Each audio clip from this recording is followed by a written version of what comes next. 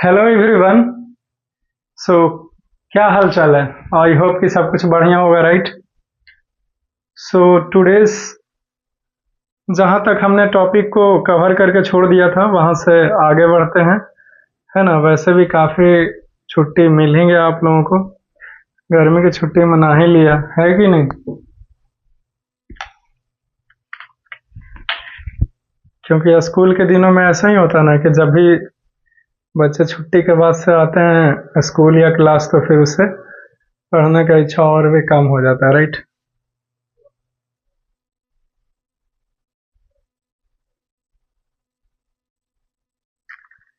ज़्यादा इंक भरना ठीक नहीं है, नहीं तो इस पे लगेगा वाइट वाले पर तो ये इंक जाए हुएगा नहीं समझा बात के मतलब।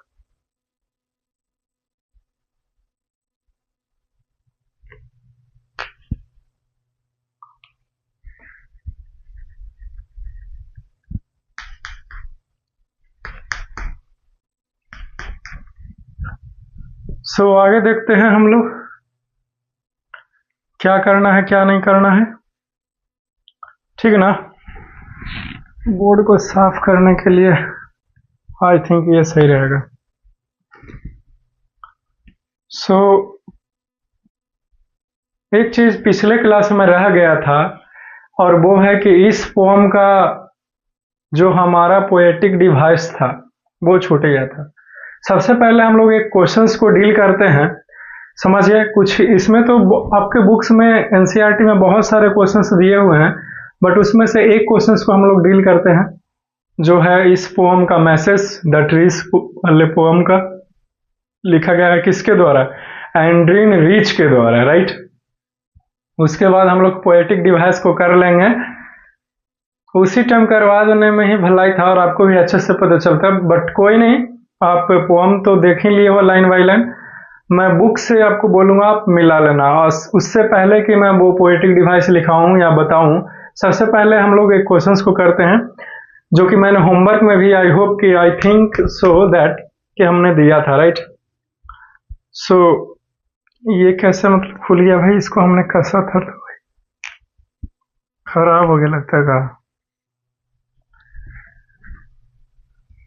सो now let us see. So the question here arises is that question है हमारे, काफी दिन से इस मार्कर का भी यूज नहीं किया ना। क्वेश्चन है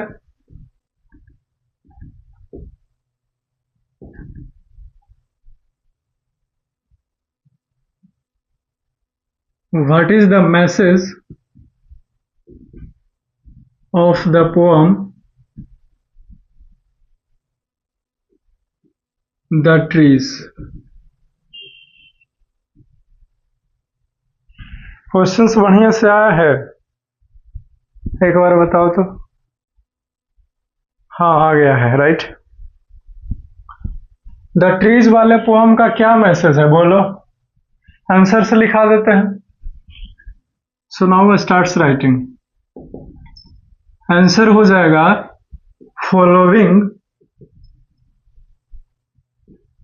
आर, बोर्ड को इस तरह से पकड़ के लिखना पड़ता है नहीं तो साउंड आते। Following are the message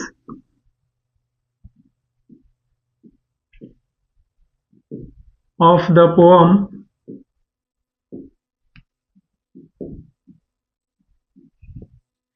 the trees. Trees आ गया या फिर चला गया? बताओ। विजिबल है, वेरी गुड। सबसे पहला एफॉरेस्टेशन लिखो आप।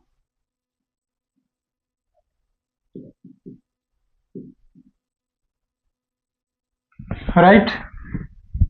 चूंकि जंगलों में पेड़ नहीं है तो जंगलों में पेड़ ना होने का कारण पेड़ को काटा गया होगा, पेड़ को हटाया गया होगा, या फिर धीरे धीरे किसी ने पेड़ ही नहीं लगाया तो एक समय के बाद पेड़ जो है वो बूढ़े हो गए और अपने खुद स्वयं से ही मतलब समाप्त हो गए, ये भी कारण हो सकता है। तो करना क्या है? तो एफॉरेस्टेशन, एफॉरेस्टेशन क्या होता है? Planting more and more trees, right? या फिर growing more and more trees, right. तो आप ट्रीज का प्लांटेशन कीजिए या फिर आप पेड़ लगाओ, दोनों एक ही बात है, राइट। बोलने का तरीका अलग अलग था।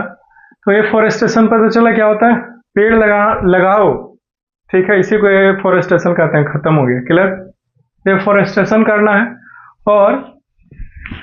और ये जो ट्रीज है हमारा, वो किसका पार्ट है, नेचर का, प्राकृतिक का हिस्सा है। तो हम लोग कह सकते हैं कि नेचर कांट बी रिस्ट्रिक्टेड या फिर confined,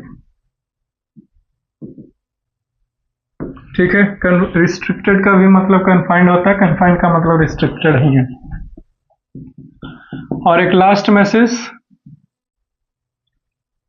women should be given an equal rights।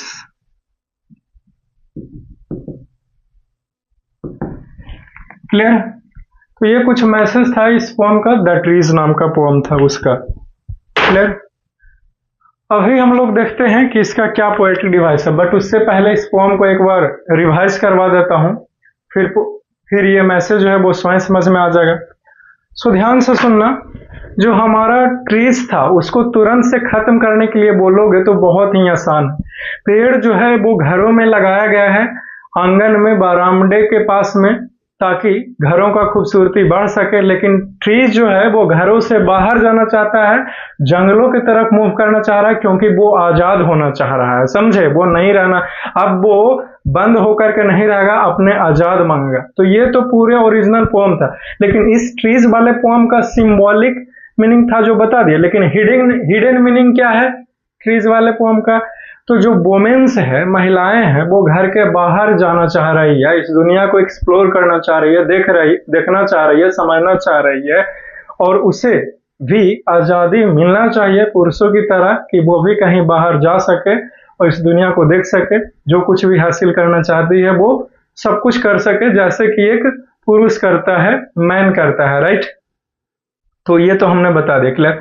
तो इसका मैसेज जो ट्रीज था वो ये है कि जैसे मान लीजिए ट्रीज से हमने कंपैरिजन किया किसको, वुमेन्स को। जो कुछ भी इस पूरे के पूरे पोम में ट्रीज जहां पे दिया हो उसके स्थान पर अगर वुमेन्स लगा करके देखिएगा तो पता चलेगा कि ये जो पोम लिखे हैं एंड्रिन रिच ने, वो महिलाओं के ऊपर बेस्ड है। और वो महिलाओं के ऊपर जो बेस्ड पोएम रहता है वो खुलेआम नहीं लिखते हैं, लेकिन ऐसे ही मतलब कि सिंबॉलिक करके, जैसे कि आप भी दोस्तों के बीच में कुछ बोलते होगे, डबल मीनिंग वाली बातें बोलते कुछ हो, वो समझता कुछ और है, और वो है ना, ऐसा होता है ना। तो वैसे ही कुछ इस पोएम का भी मतलब हाल है, राइट।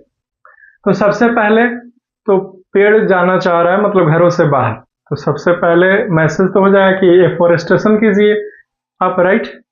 डिफॉरेस्टेशन क्यों किए हुए, क्योंकि सबसे पहला स्टेंजा में लिखा गया है कि the forest that was empty all this night will be full of trees by morning. यानी कि जो पेड़, जो जंगल आज तक इन रातों तक लगी खाली था, वो सुबह होते होते क्या हो जाएगा, पेड़ पौधों से भर जाएगा। यानी कि जंगल खाली है, इसका मतलब पेड़ है ही नहीं उसमें, तो एफॉरेस्टेशन करना चाहिए, राइट। फिर दूसरा मैसेज है जो लिखा है कि जो नेचर है आप जिसे आप घरों में लगाना चाह रहे हो, राइट। बहुत सारे लोगों को देखते हैं कि पेड़ जो है वो खूबसूरती के लिए घरों में लगा रहा है, लेकिन जंगल कट गए, उनसे उन्हें कोई नाता नहीं, कोई रिश्ता नहीं, लेकिन घर में पेड़ लगाएंगे। और वो भी कैसा, तो वो जो स्टाइलिश वीआईपी नहीं आता है जो देखने में अच्छा लगता है, खूबसूरत सा पेड़, वैसा खूबसूरती के लिए लगाएंगे। तो इससे क्या होने वाला है, जंगल में जब पेड़ ही नहीं रहेगा तो फिर हम लोगों को भी जीना मुश्किल हो जाएगा। इसीलिए जंगल में जब पेड़ ना रहे तो इसके ऊपर आपको विचार करना चाहिए, राइट। अब जैसे वुमेन हो गई, महिलाएं, तब इन्हें जो है वो स्वतंत्र छोड़ना चाहिए। ठीक है भाई, अब कोई नहीं, आप जहां जाना चाहते हैं आप स्वतंत्र हैं, है कि नहीं, आपको इक्वल राइट्स मिला है, हम लोग पूरे आजाद हैं और आप भी आजाद हैं, राइट। तो जहां मर्जी वहां जाइए, जहां ठीक लगता है वहां बैठिए, जिससे मन करता है उससे बातें कीजिए, जो जिंदगी में हासिल करना चाहते हैं वो हासिल कीजिए, है कि नहीं। कोई कुछ कहने वाला नहीं, कोई कुछ रोकने वाला नहीं। ऐसे जो है वो महिलाएं जो है वो आजादी मांग रही है अपना, राइट, जो कि उन्हें मिलना ही चाहिए, और अब तो मिल ही चुका है, राइट, है कि नहीं? लेकिन फिर भी कुछ प्लेसेस पे मतलब ऐसा होता है ना, आज भी इस दुनिया में बहुत सारे ऐसे लोग हैं जो कि उनके ऊपर अपना अधिकार जैसा समझता है कि नहीं, मेरा अधिकार है तुम पर, तुम कहीं भी जाना तो मेरे से पूछ करके जाना।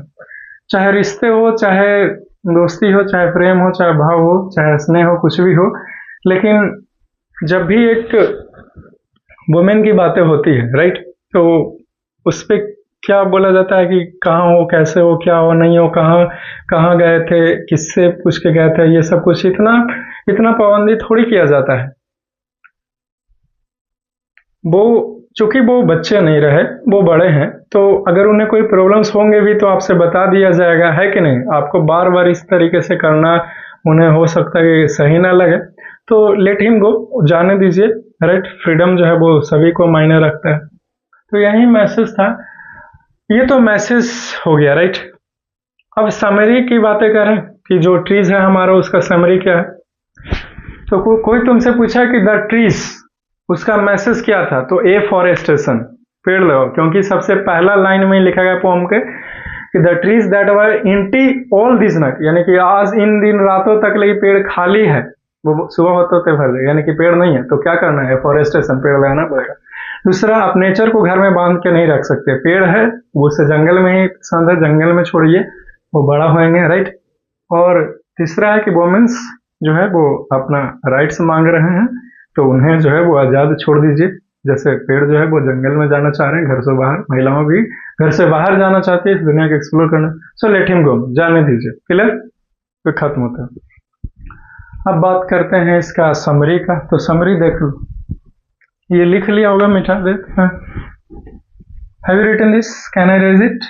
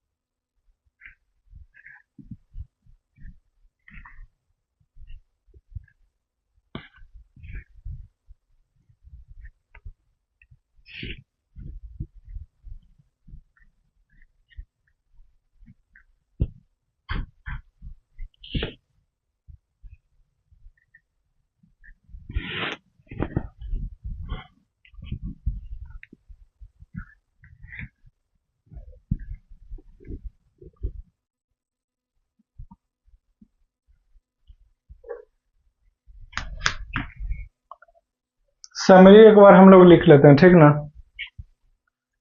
जैसे सीबीएसई मैट्रिक बोर्ड में आ जाएगा कि इस पोएम का समरी क्या है, तो कैसे लिख पाओगे, सो इसीलिए लिखाना जरूरी है। आप लोग सब एक बार देख लो, राइट। सो लेट अस सी, क्वेश्चन है हमारे कि write down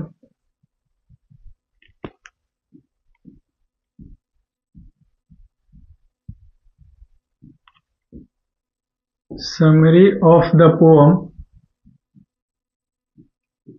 The Trees। Clear, ये क्वेश्चन है। आगे अगर इसमें लिख दें कि इन अबाउट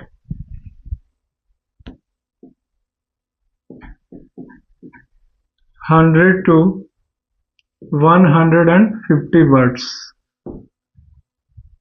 सो देखो आंसर लिखा देते हैं।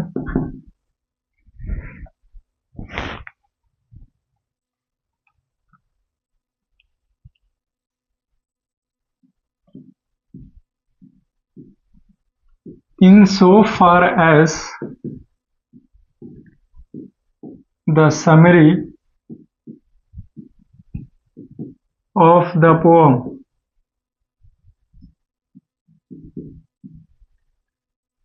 The Trees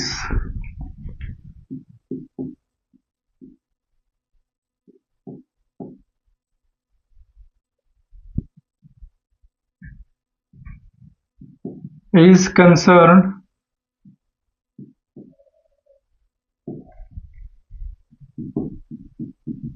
It is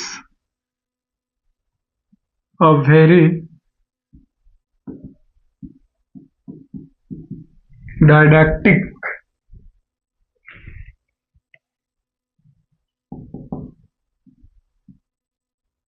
and interesting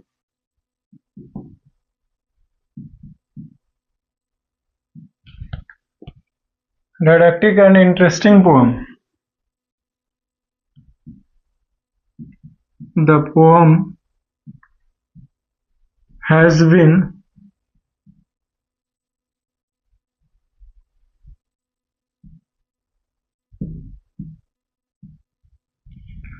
composed by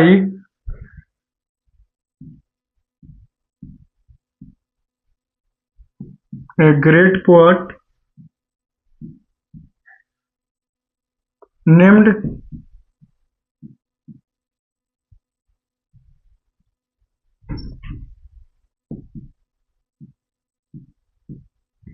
एड्रीन। एंड्रीन है, एन है सर, नहीं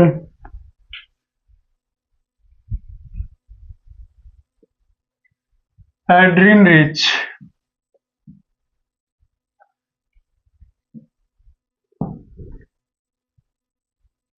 एड्रीन rich clear.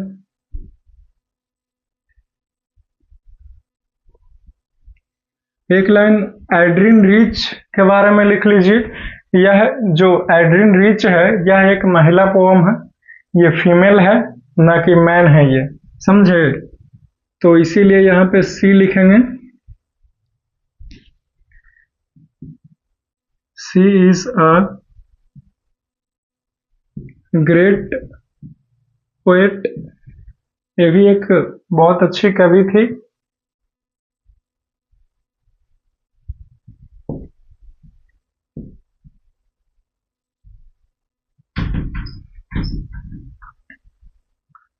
She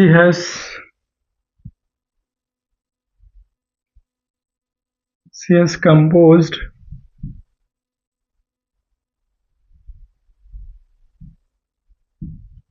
many poems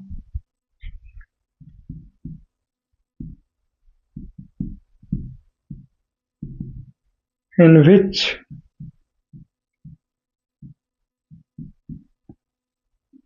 the trees is one of them।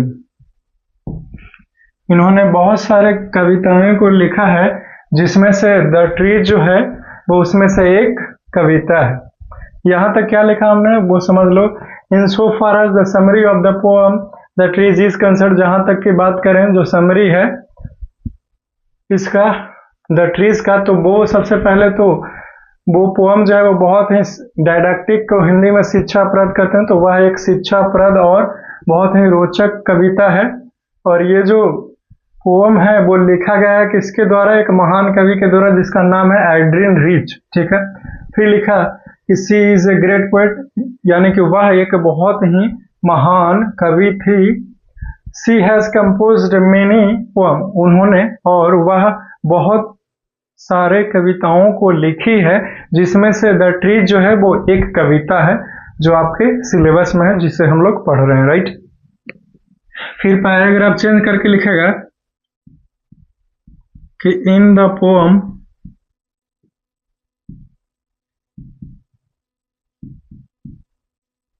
The poet discussed about the tree।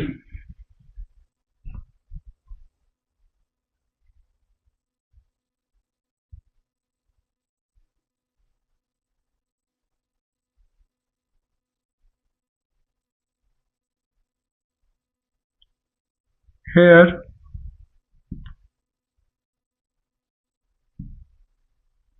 tree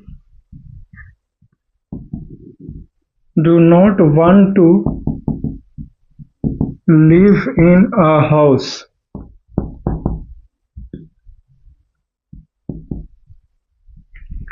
they want to be free like a man. So he was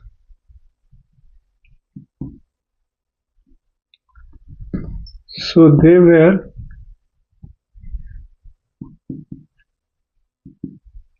trying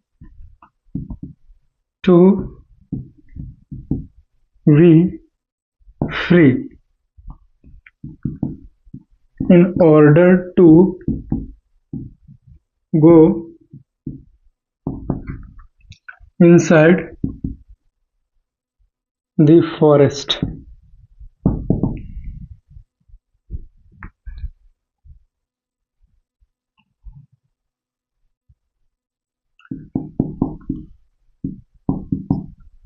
All night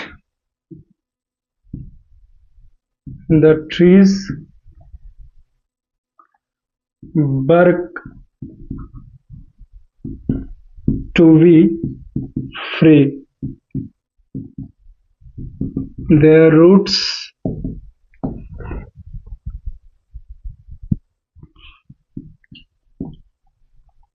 leaves as well as branches work hard to free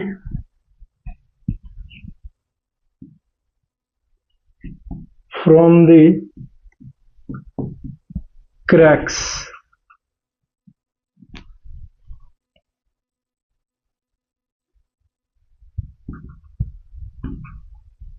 Windows were breaking.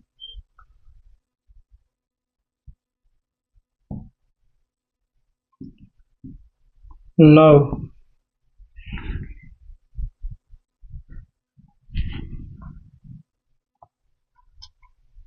due to hard work of the trees,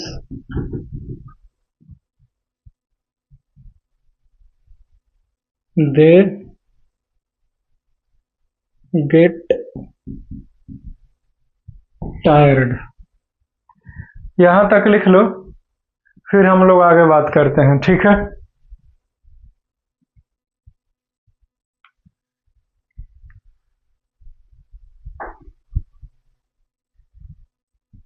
यहाँ तक जो है वो complete करो, फिर हम लोग आगे मूव करेगा।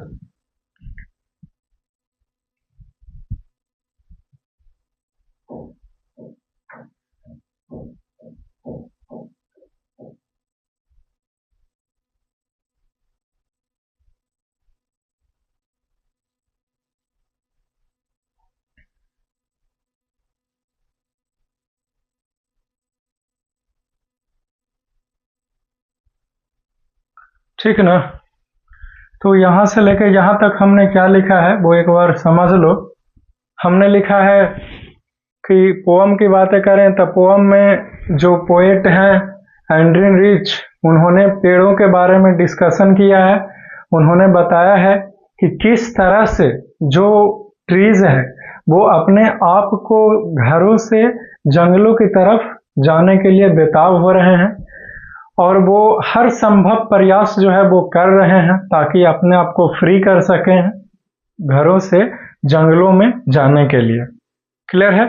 यही सब कुछ लिखा हूँ। जैसे फिर यहाँ पे लिखा कि उसका जो ब्रांच हो गया, रूट्स हो गया, लीव्स हो गया, वो सभी फुल कैपेसिटी से कभी दीवारों के ऊपर तो कभी क्रैक्स को तोड़ते हुए तो कभी जो विंडोज में ग्लास लगा हुआ होता है ना, उस विंडोज के ग्लास को तोड़ते हुए बाहर निकलना चाह रहा है घर से कि भैया अब चाहे हमारा जान ही क्यों ना चला जाए, लेकिन अब हम घर में बंद होकर के नहीं रह सकते, अब हम लोग तो बाहर जाके ही रहेंगे। ये जो है वो इन सभी चीज़ों जो है वो हो रहा है और इसके कारण वो बहुत ही ज़्यादा थक भी गई है। जो पेड़ इतना सब कुछ प्रयास किया, रात भर काम किया कि आज हम अपने आप को उखाड़ करके भाग जाएंगे जंगल में, है कि नहीं? तो उसके कारण वो थक भी गई है बहुत, लेकिन फिर भी वो रुकने वाली नहीं है, वो और जो है वो आगे मूव करेगी ही करेगी। क्लियर है? तो आई होप कि तुम मेरा बात को समझ रहा होगा। तो हम लोग क्या करेगा, अब यहाँ तक लिख लिया है तो इतना थोड़ा सा और लिखाना पड़ेगा, तब जा करके हमारा फॉर्म का जो समरी है वो कंप्लीट होता है। ये तो आधा समरी ही है। तो आई होप कि इतना सब कुछ लिख लिया होगा और समझ में भी आया होगा। अब हम लोग मिटा करके आगे बढ़ सकते हैं, right? Okay then, let's move on to the next.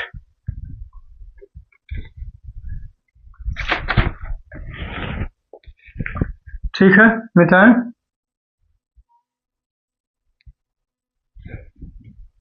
Okay, let's erase it, right?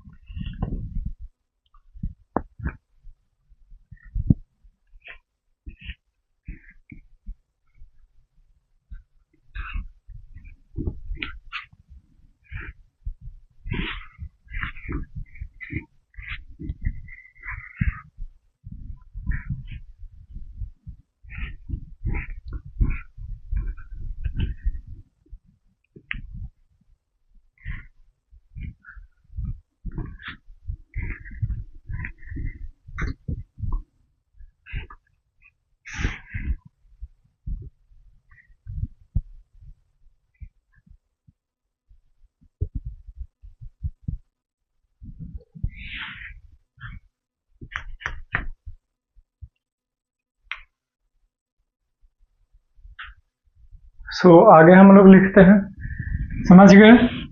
So now let us सी, कहाँ तक लिख लिए थे? तो जो ट्रीज है हमारा वो थक चुकी है, टायर्ड हो गई है, right?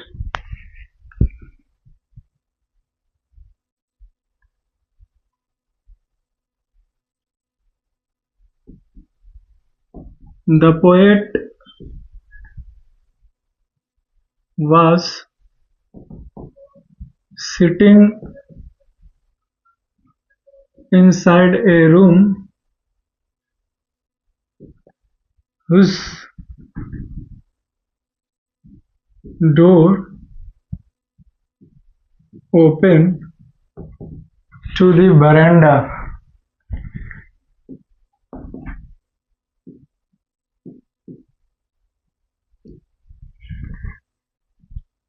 Clear? She is writing in long letters in which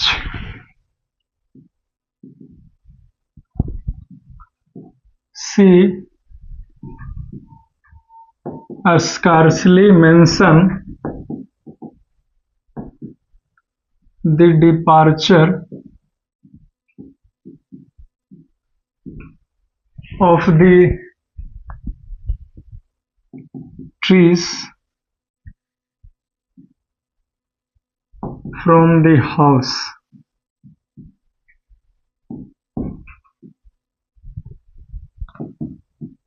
Her head is full of whispers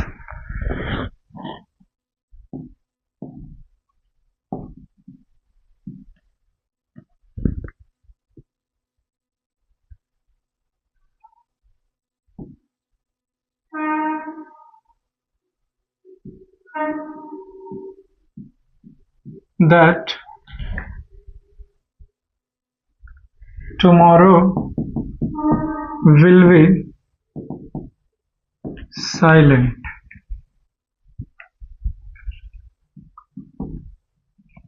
The smell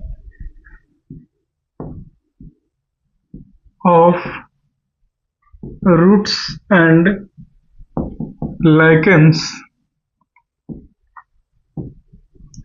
reaches to the poet like a voice. Clear?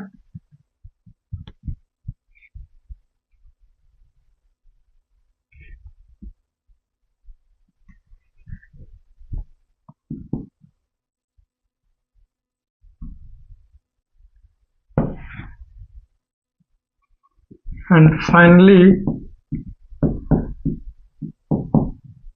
the trees arrived into the forest.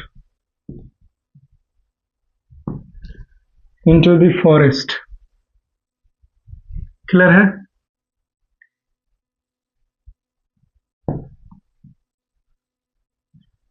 So winds rush to meet them.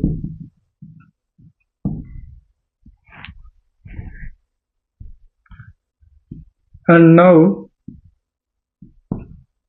the moon is broken like a mirror.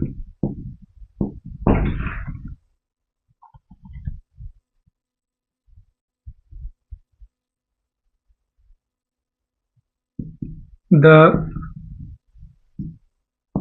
tallest part of the trees were seen into the moon.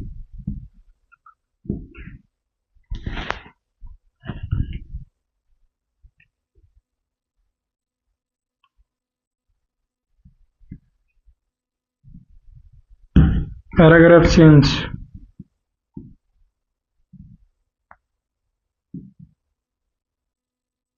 In conclusion, we conclude that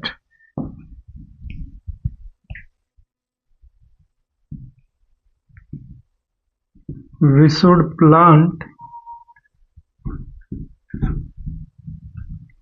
more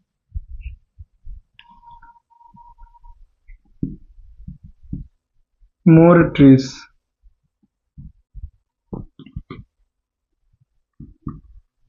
Try not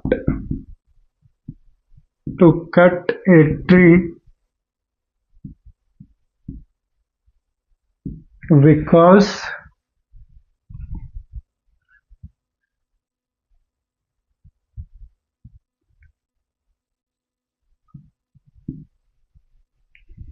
they are very useful to us as well as birds and animals, and also to our environment.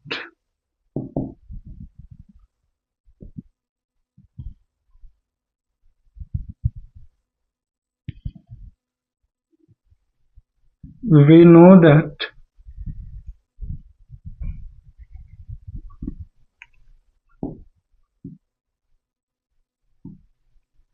trees are the habitats of world.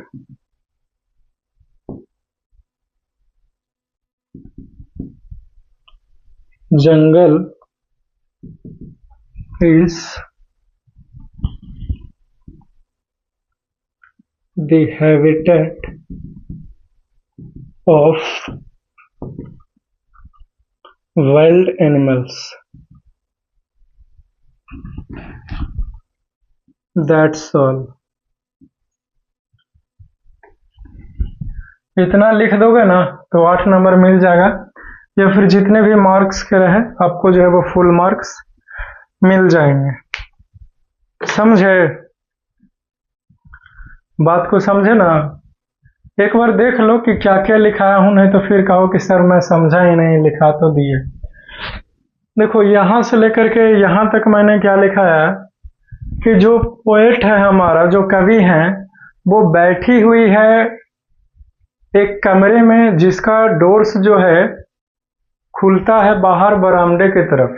जिस कमरे में बैठी है उसमें क्या कर रही है ये, तो बड़े बड़े अक्षरों में लिख रही है, जिसमें यह स्कार्सली या फिर hardly mention the departure of the forest from the house, जिसमें ये नहीं लिखती है या फिर ना के बराबर ये लिखती है कि जो पेड़ है वो आज़ादी मांग रहे हैं, अब घरों से जो है वो बाहर जाना चाह रहे हैं, क्योंकि भैया फिर तो बोल दिया तो फिर तो पोल खुल जाएगा, तो इसीलिए ये नहीं लिखती है या फिर ना के बराबर लिख रही है। क्लियर? और फिर अंततः जो पेड़ है वो आज़ाद हो गए और फिर जंगल में चले गए हैं, और वो मून जो है वो broken like a mirror, moon जो है वो चंद्रमा चांद जो है वो शीशे की तरह टूट गया है। क्यों? क्योंकि जब जंगल में कोई भी पेड़ नहीं था तो चांद जो था वो फुल मून दिख रहा था, राइट? लेकिन जैसे ही पेड़ जो है वो घरों से उठ करके सभी जंगल में चले गए, तो जो पेड़, ये पेड़ की डाली है और ये मून है, अभी मून को देख रहे हो तो पूरा का पूरा दिख रहा, लेकिन पेड़ के ब्रांचेस से देखेगो इस तरफ से तो ये टूटा हुआ मून दिखेगा ना शीशे की तरह। तो वही कहने का मतलब है कि मून जो है वो शीशे की तरह टूट गया।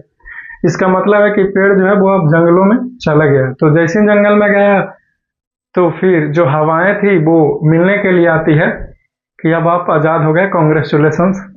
समझे? तो कंक्लूजन में हमने यही लिखा कि हम लोगों को ज़्यादा से ज़्यादा जो है वो प्लांट को लगाना चाहिए, क्योंकि भैया प्लांट है तो हम लोग हैं, है कि नहीं? और हम लोग ही नहीं रहेंगे तो फिर दिक्कत है, राइट? तो हम लोग रहें इस दुनिया में, उसके लिए पेड़ पौधों का भी होना बहुत जरूरी है, क्योंकि पेड़ पौधा ना कि केवल हमारे लिए बल्कि इस पर्यावरण को सुरक्षित रखता है, हवाओं को शुद्ध रखता है, हमारे लिए ही नहीं बल्कि पक्षियों का घर भी है पेड़ पौधा। और जंगल जो है वो वाइल्ड लाइफ, जो जंगली जानवर होते हैं उनके लिए भी वो आवास है, एक तरह का हैबिटेट है, तो पेड़ पौधा तो होना बनता ही है, राइट? जैसे टाइगर हो गया, लायन हो गया, लीपर्ड हो गया, तो ये सब जंगली जानवर खूंखार हैं जो कि हमेशा गुस्से में रहते हैं, जो कि कोई भी ह्यूमन बींग्स दिख रहा है तो उसको मार गिराएगा, राइट? तो ये तो जंगल में ही रहेंगे, तो जंगल आप काट रहे हैं तो कहाँ रहेंगे? फिर तो आ जाएंगे रोड पर, जैसे ब्लैक कोबरा हो गया, काला नाग हो गया, राइट? जो भी आप उससे बोले, किंग कोबरा बोले, तो ये सब जंगल में रहना पसंद करते हैं। जब जंगल ही नहीं रहेंगे तो फिर वो उठ करके आ जाएंगे ह्यूमन बींग्स के तरफ, घरों में, शहरों में, फिर दिक्कत होने लगेगी। इसीलिए जंगल होना जरूरी है, क्योंकि वो जंगल जो है वो उसका आवास भी है और हमारे इस इन्वायरमेंट को भी सुरक्षित रखता है, इसीलिए जंगल जो है वो होना ही चाहिए, राइट? क्लियर है? इतना लिख देना, आपको मार्क्स जो है वो मिल जाएंगे, ठीक है? एक लाइन में समरी पोएम का क्या ही बता सकते हैं एक लाइन में, है कि नहीं? बस एक लाइन में रिवीजन हो सकता है। द ट्रीज है, उस पोएम का समरी यही है कि जो अब पेड़ पौधे हैं वो घरों से बाहर जंगलों की तरफ जाना चाह रहे हैं, वो आज़ाद होना चाह रहे हैं, वो नहीं रहेंगे अब घर में। उनके लिए वो बाहर जा सके, वो आज़ादी पाने के लिए सब कुछ किया, खिड़कियों को तोड़ना शुरू किया, रूट्स उनके काम किए, पत्ते काम किया, वो थक भी गए लेकिन फिर भी हार नहीं माने, है कि नहीं?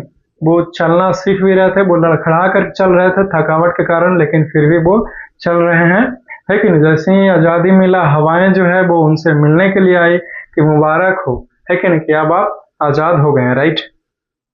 क्लियर है। तो जब जंगल में पहुंच गए पेड़, तो जो मून है वो मिरर की तरह, शीशे की तरह टूट गया, और जो पेड़ का जो ऊपर वाला जो पोर्शंस है वो चमक रहा था, एकदम मुकुट की तरह, क्रोन की तरह चमक रहा था।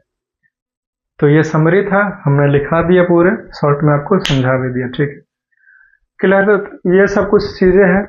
एक लास्ट में बोले थे कि इसका पोएटिक डिवाइस कर लेंगे, ठीक है। तो पेज नंबर कितना 77 जो है वो निकाल लो, ठीक है। तो पहला स्टेंजा में पहला दूसरा लाइन पर ध्यान दो। ये देखो यहां से, moving out into the forest that was empty all this days. इसमें द फॉरेस्ट जो है वो 2 बार आया है, इसीलिए इसमें कौन सा पोएटिक डिवाइस यूज हुआ है, तो रिपीटेशन है। मूविंग आउट, देखो ना जी, पहला स्टेंजा में पहला दूसरा लाइन में देखो तो नहीं लिखा हुआ कहीं पे moving out into the forest that was empty all this days. तो द फॉरेस्ट इसमें 2 बार यूज हुआ, तो इसीलिए यहाँ पे रिपीटेशन यूज हुआ, क्लियर है। फिर पहला स्टेंजा में ही चौथा और पांचवा लाइन को देखो, पहला स्टेंजा में चौथा पांचवा लाइन को देखो, no insect hide, no sun bury its feet in shadow. तो नो, तो जब भी कोई लाइन की शुरुआत में वही चीज आया हो जो दूसरा लाइन के भी शुरुआत में है, नो यूज हुआ है, तो यहाँ पे कौन सा पोएटिक डिवाइस है, एनाफोरा है। कौन सा, एनाफोरा, क्लियर है। और फिर पहला स्टेंजा में ही चौथा लाइन में देखो, ब्यूरी इट्स फीट, नहीं, तो यहाँ पे भाई पर्सोनिफिकेशन यूज हुआ है, ठीक है ना, पर्सोनिफिकेशन यूज हुआ है यहाँ की, क्योंकि यहाँ पे बोल रहा है कि सन जो है वो ब्यूरी इट्स फीट, यानी कि पैर को दफनाना। तो सन के पास या फिर पेड़ों के पास पैर थोड़ी होता है, पैर तो ह्यूमन बींग्स के पास होता है। तो यहाँ पे पर्सोनिफिकेशन है, पोएटिक डिवाइस यूज होता है। पर्सोनिफिकेशन क्या होता है, तो जब कोई एक नॉन लिविंग थिंग्स को लिविंग थिंग्स का कैरेक्टर दे दिया जाए या फिर कैरेक्टरिस्टिक दे दिया जाए, तो वहां पे कौन सा पोएटिक डिवाइस कहलाता है, तो पर्सोनिफिकेशन जो है वो कहलाता है, क्लियर है। तो यहाँ पे कौन सा पोएटिक डिवाइस यूज हुआ है, तो पर्सोनिफिकेशन यूज हुआ। बस समझ में बोलो, चलो बहुत सही।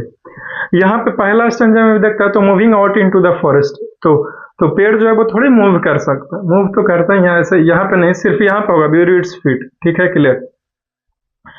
यहाँ पे देखिए रूट्स वर्क, सेकेंड स्टेंजा के पहले लाइन में लिखा हुआ है रूट्स वर्क, तो यहाँ पे भी पर्सोनिफिकेशन यूज हुआ है। वर्क तो ह्यूमन बींग्स करते हैं, पेड़ पौधा क्या ही वर्क कर सकते, तो यहाँ पे भी यूज हुआ है, राइट, क्लियर, ठीक ना। यहाँ पे देखो, long cramped box shuffling under the roof like newly discharged patient half dazed moving to the clinic doors, like newly discharge patient, यहाँ पे लाइक यूज हुआ है।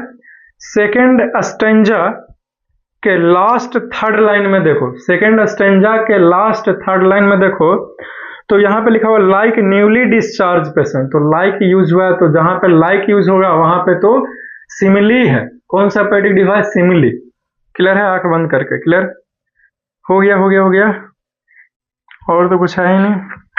अब इस तरफ देखो, यहाँ पे देखो लास्ट स्टेंजा में देखो, rush to meet them, winds rush to meet them, ठीक ना, हवाएं जो है वो मिलने आए, तो यहाँ पे भी पर्सोनिफिकेशन यूज हुआ है, हवा जो है वो मिलने के लिए आ रहा है, नहीं आदमी का character. The moon is broken like a mirror, again यहाँ पे जो है वो लाइक जहां पे है वहां पे सिमिली है, तो कौन सा पोएटिक डिवाइस है, सिमिली का यूज हुआ है, क्लियर है। आगे देखिए, its pieces flash now in the crown of the tallest oak, मुकुट की तरह चमक रहा है, यानी कि जो पेड़ के जो टॉप मोस्ट पार्ट है उसको क्राउन, मुकुट से कंपैरिजन करके सम्मानित किया गया है, ठीक है ना। कंपैरिजन नहीं किया गया बल्कि मुकुट ही बोल दिया गया है, इसीलिए यहाँ पे मेटाफर है। कौन सा पोएटिक डिवाइस है, मेटाफर है, क्लियर, समझ गया ना। तो ये जो है वो पोएटिक डिवाइस खत्म होते हैं। इसमें और भी कुछ है, जैसे कि ये पूरे के पूरे जो पोएम है हमारा वो क्या है, इमेजरी है, तो इसमें और कौन सा पोएटिक डिवाइस यूज हुआ, तो इमेजरी यूज हुआ है, क्लियर है, समझ गया। और देखिएगा इस पोएम को गौर से, तो इसका जो लास्ट लाइन्स है उसमें पंक्चुएशन मार्क ही नहीं है, ना के बराबर है, तो इंजाम्बमेंट पोएटिक डिवाइस यूज हुआ है। कौन सा पोएटिक डिवाइस, इंजाम्बमेंट। बेसिकली इंजाम्बमेंट कौन सा पोएटिक डिवाइस होता है, क्या कहलाता है, तो जब किसी पोम के अंतिम में, लास्ट लाइन के अंत में कोई भी पंक्चुएशन मार्क वगैरह ये सब जो है वो ना दिखे तो समझ लेना कि इंजाममेंट है। कौन सा पोएटिक डिवाइस? इंजाममेंट है। क्लियर? तो total, I mean to say that कि टोटल कौन सा पोएटिक, कितने पोएटिक डिवाइस और कौन कौन सा पोएटिक डिवाइस यूज हुआ इस पोम में।